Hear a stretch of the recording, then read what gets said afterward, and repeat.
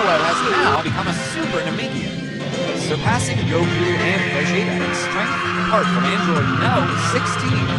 He's arguably the strongest individual at this stage. Just moments ago, android No.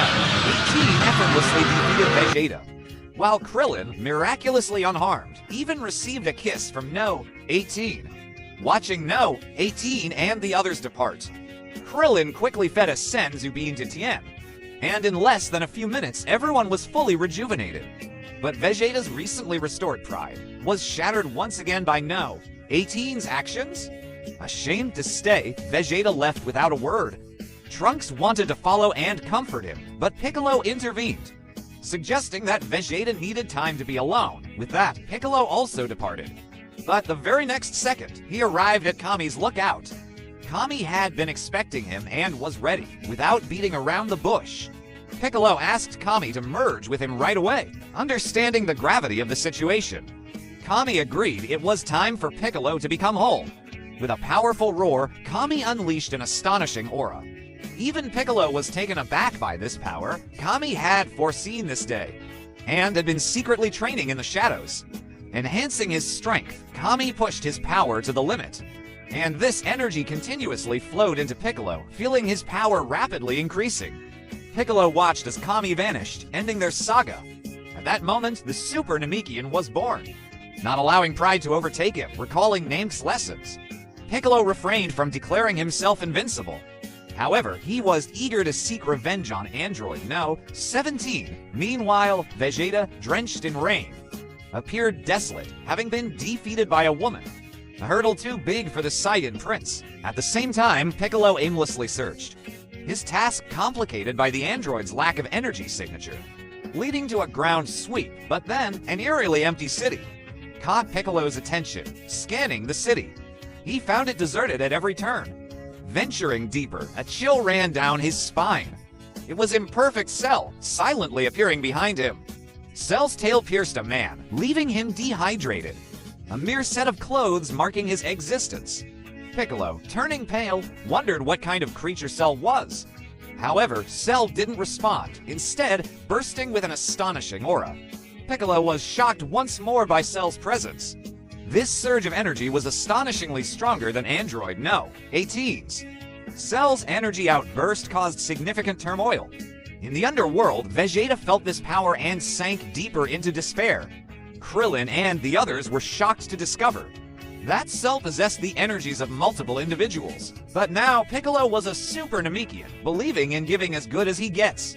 Piccolo unleashed his impressive aura, shocking Cell in turn. This impending battle would showcase Piccolo's strategic brilliance. Without any further ado, Piccolo launched a massive wave, enveloping the city in light, showing his incredible power, as he leveled the city with a mere flick of his wrist.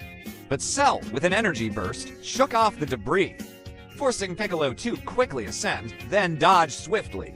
Piccolo's surprise counter left Cell unprepared, landing a solid kick. Cell quickly retreated, avoiding close combat, and then started to gather energy for the special beam cannon, locking onto Piccolo before firing. The old Piccolo would have evaded, but the new Piccolo stood firm, deflecting the beam with one hand. While Piccolo was still in shock, Cell charged at him. The two fought evenly, evidencing Piccolo's strength, having surpassed Goku and Vegeta's.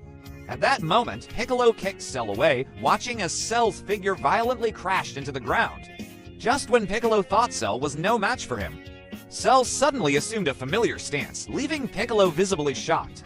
Not only did Cell possess Goku's energy, he even performed Goku's Kamehameha as the energy wave was about to hit him.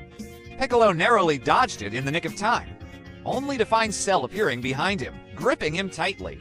Cell's tail aimed straight at Piccolo, who blocked it with his arm at the last second. Elated, Cell began draining Piccolo's power, causing Piccolo's arm to visibly shrivel at an alarming rate. The intense pain made even Kami's spirit manifest. Piccolo managed to escape only after headbutting Cell, but it was clear that Piccolo's arm was irreversibly damaged.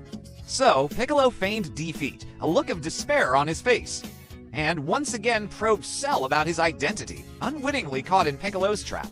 Cell disclosed he was also created by Dr. Gero, having traveled from the future. In that future, Cell killed Trunks, and then used his time machine to arrive in this world. Upon learning Cell's story, Piccolo dropped his act, and with a roar, regrew his arm, demonstrating his cunning intellect by exchanging an arm for valuable information. Just as Cell braced for further combat, Yamcha and Krillin suddenly arrived at the battlefield.